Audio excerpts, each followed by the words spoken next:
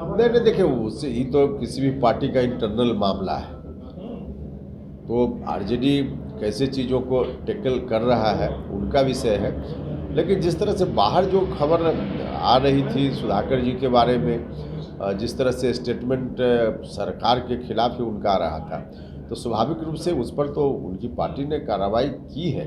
RJD के प्रदेश अध्यक्ष जगदानंद सिंह लंबे समय से पार्टी दफ्तर नहीं पहुंच रहे हैं। इसको लेकर लगातार सवाल भी उठ रहे हैं कि महागठबंधन में आरजेडी सबसे बड़ी पार्टी है और ऐसे में आरजेडी के प्रदेश अध्यक्ष जगदानंद सिंह पार्टी दफ्तर नहीं पहुंच रहे। ये सवाल आज जनता दल यूनाइटेड के संसदीय बोर्ड के राष्ट्रीय अध्यक्ष उपेंद्र कुशवाहा से पूछा गया। उन्होंने कहा कि ये मामला आरजेडी का इंटरनल मामला है, लेकिन जहां तक बात है कि सुधाकर सिंह जिस तरीके का बयान दे रहे थे और उसको लेकर मीडिया में जो बातें आ रही थी उस अनुसार पार्टी ने उनके ऊपर कार्रवाई की। लेकिन जहां तक बात जगदानंद सिंह की है तो जगदानंद सिंह क्यों नहीं आ रहे हैं, क्योंकि वो एक तो सबसे पुराने नेता हैं और उन लोगों के इंटरनल बात क्या है ये हमारी समझ से परे है। लेकिन महागठबंधन को लेकर क्या असर पड़ेगा, इन तमाम बातों को लेकर उपेंद्र कुशवाहा क्या कुछ कह रहे हैं, सुनवाते हैं उस बयान। देखिए स्वाभाविक रूप से जिस पार्टी में सदस्यों की संख्या ज़्यादा होगी, भीड़ ज़्यादा होगी, तो थोड़ा दृश्य इस तरह का दिखेगा। लेकिन उसके लिए सिस्टम है। कहीं कोई कंप्लेन किसी के पास है तो कंप्लेन करने की जगह है, वहाँ लोग कंप्लेन कर रहे हैं, करें और फिर निदान होगा। जो राष्ट्रीय परिषद की बैठक का दिल्ली में होगी या पटना में, इस पर अभी थोड़ा इंतजार करना पड़ेगा। आरजेडी पार्टी है, वहाँ पर जो भी कुछ चल रहा है, खास करके जगदानंद सिंह को लेकर के, इससे पहले उनके पुत्र को लेकर के विवाद हुआ। अब कहा यह जा रहा है कि जगदानंद सिंह भी प्रदेश अध्यक्ष पद पे नहीं रहे, उनकी जगह पर दूसरे को लाया जाएगा। उससे क्या असर पड़ रहा है महागठबंधन पर, क्योंकि अब आरोप लोग लगा रहे हैं बीजेपी के लोग हमलावर। नहीं नहीं, देखिए उससे ही तो किसी भी पार्टी का इंटरनल मामला है। तो आरजेडी कैसे चीज़ों को टैकल कर रहा है उनका विषय है।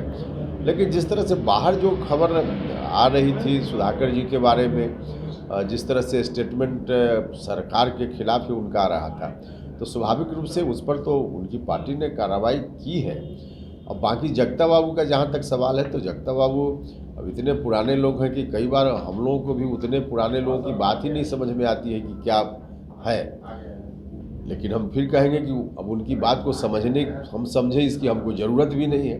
उनकी पार्टी का मामला है, पार्टी में जो कुछ भी होगा उनकी पार्टी करेगी। जगदानंद सिंह यदि प्रदेश अध्यक्ष नहीं रहते हैं तो उसका असर महागठबंधन पर पड़ेगा? नहीं नहीं, वही तो प्रदेश अध्यक्ष होगा, इसलिए उसका असर पड़ेगा। जैसा क्या होगा उसमें, अब हम नहीं कह रहे कि वो रहेंगे कि नहीं रहेंगे, वो तो उनका विषय है ना। हम अभी से क्यों मान लें कि वो नहीं ही रहेंगे, ये तो आरजेडी को तय करना है। लेकिन जो कुछ भी होगा आरजेडी का डिसीजन होगा, हम लोग तो गठबंधन के पार्ट है ना। राहुल गांधी ने सावरकर को कंप्लेन की है। देखिए कुछ बात तो सच है, कंप्लेन और बातों को रखने का तौर तरीका अपना अपना हो सकता है, वो एक अलग विषय है। लेकिन यह बात तो सच है कि आरएसएस और आरएसएस से जुड़े हुए लोग, देश की आज़ादी में उनकी कोई भूमिका तो रही नहीं है। तो उस रूप में उनका जो विचार है, आरएसएस से जुड़े हुए जो लोग पहले से रहे हैं, उनका विचार तो वास्तव में हर कोई मंजूर नहीं कर सकता है ना, सबको स्वीकार नहीं हो सकता ना। हिंदुस्तान जैसी जगह जहाँ सबको एक साथ लेकर चलने की परंपरा रही है, यही हमारी संस्कृति है, यही हमारी पहचान है, और उसमें फिर और लोग अलग तरीके से बात करते हैं। तो डेमोक्रेसी में सबको अपनी बात कहने की छूट है, लेकिन किसी की बात से किसी की असहमति हो सकती है।